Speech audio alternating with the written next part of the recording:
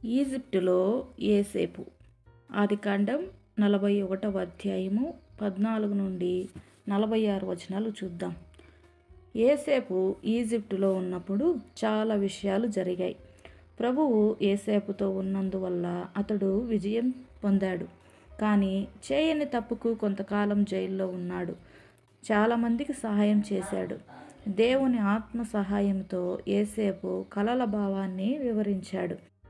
Egypt రాజుకు కల వచ్చి యోసేపు కోసం కబురు చేశాడు. వెంటనే యోసేపును జైలు నుంచి బయటకు తీసుకుని వచ్చారు. యోసేపు క్షౌరం చేయించుకొని శుభ్రమైన బట్టలు వేసుకుని రాజు ముందు నిలవబడ్డాడు. అప్పుడు యోసేపుతో, నాకు ఒక కల వచ్చింది. ఆ కల భావాన్ని ఎవరూ వివరించలేకపోయారు. నీవు కలల భావాన్ని చెప్పగలవని విన్నాను అని అన్నాడు. అందుకు యోసేపు ఎంతో వినయముతో, మహారాజా, మీకు వచ్చిన కలలో భావాన్ని వివరించడానికి దేవుడే నాకు సహాయం చేయాలి అన్నాడు. అప్పుడు రాజు యోసేపుతో, నేను నైలు నది ఒడ్డున నిలవబడినట్లు నాకు కల వచ్చింది. అకస్మాత్తుగా ఆ నది నుండి 7 బలమైన ఆవులు బయటికి వచ్చి గడ్డి మేస్తున్నాయి. ఆ తర్వాత మరి 7 బక్కచిక్కిన ఆవులు కూడా నదిలో నుంచి పైకి వచ్చాయి. అంత బక్కచిక్కిన ఆవుల్ని నేను ఇంతకు ముందెన్నడూ చూడలేదు అని బలమైన ఆవుల్ని తిన్నాయి. అయినా ఆ బక్కచిక్కిన ఆవులు ఎప్పటిలాగే బలహీనంగానే ఉన్నాయి. ఆ తర్వాత నాకు మెలకువ వచ్చింది. ఆ తర్వాత నాకు మరో కల వచ్చింది.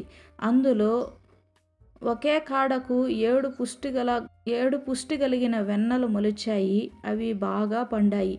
తర్వాత చెడిపోయిన పేలలా ఉన్న మరో 7 వెన్నలు కూడా వాటి తర్వాత మొలిచాయి. అయితే పుష్టిగా ఉన్న వాటిని పేలగా ఉన్న వెన్నలు మింగాయి. ఈ కలలన్నీ నేను జ్ఞానులకు చెప్పాను, కానీ ఎవరూ వీటి భావాన్ని నాకు వివరించలేకపోయారు అని నిరాశతో అన్నాడు. అప్పుడు రాజుతో యోసేపు, మహారాజా, ఆ 2 కలల భావం ఒకటే. దేవుడు ఏమి చేయబోచున్నాడో అది మీకు ముందుగా సూచించాడు. బలంగా ఉన్న 7 ఆవులు, పుష్టిగా ఉన్న ఆ 7 వెన్నలు సమృద్ధి గల 7 సంవత్సరాలకు గుర్తు. బలహీనంగా ఉన్న 7 ఆవులు, ఎండిపోయిన 7 వెన్నలు 7 కరువు సంవత్సరాలకు గుర్తు. 7 సంవత్సరాలు ఈజిప్టులో పంటలు సమృద్ధిగా పండుతాయి. ఆ తర్వాత 7 సంవత్సరాలు కరువు వస్తుంది. ఆ కరువు ఎంత భయంకరంగా ఉంటుందంటే ప్రజలు ముందు ఆనందంతో అనుభవించిన 7 సంవత్సరాలు కూడా మర్చిపోతారు. కరువు దేశాన్ని నాశనం చేస్తుంది. ఆ విషయాన్నే మీరు రెండోసారి చూశారు. ఇది దేవుడు ఏర్పాటు కనుక దేవుడు దాన్ని తొందరలో జరిగించబోతున్నాడు అని చెప్పాడు. అంతేకాకుండా, మహారాజా, జ్ఞానము కల మంచి సమర్థుడైన ఒక వ్యక్తిని దేశ వ్యవహారాలు చూడటానికి నియమించాలి. మరికొందరు అధికారుల్ని కూడా ఏర్పాటు చేయండి.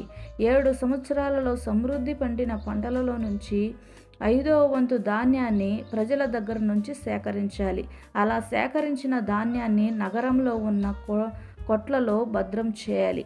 కరువు ఉన్న 7 సంవత్సరాలకు కొట్లలో భద్రం చేసిన ధాన్యం వస్తువులుండకుండా దేశ ప్రజలందరికీ సమృద్ధిగా సరిపోతుంది అని యోసేపు రాజుతో సలహా ఇచ్చాడు.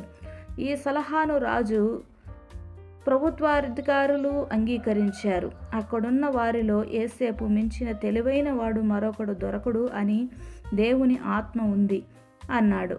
ఆ తర్వాత రాజు, యోసేపు, దేవుడు ఇవన్నీ నీకు చూపించాడు.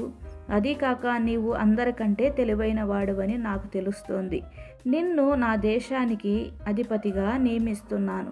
నా ప్రజలందరూ నీ ఆజ్ఞకు లోబడి ఉంటారు. నా తరువాత అధికారం గలవాడివి నీవే. ఈజిప్టు దేశమంతటి మీద నిన్ను అధికారినిగా నియమిస్తున్నాను అన్నాడు.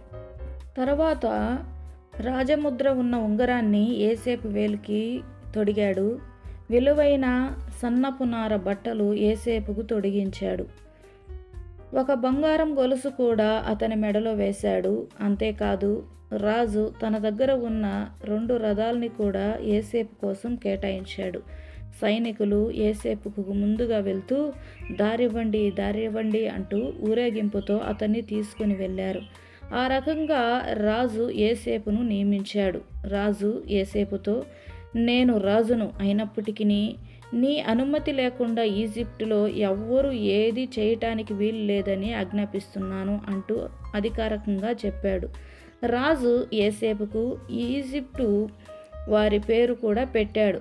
ఆ ఈజిప్టు స్త్రీతో వివాహం కూడా చేశాడు. ఆమె ఒక ఈజిప్టు యాజకుని కుమార్తె. యోసేపు ఈజిప్టు దేశానికి అధిపతిగా నియామకం జరిగినప్పుడు అతని వయసు 30 సంవత్సరాలు. ఆ తర్వాత యోసేపు ఈజిప్టు దేశమంతా ప్రయాణం చేశాడు.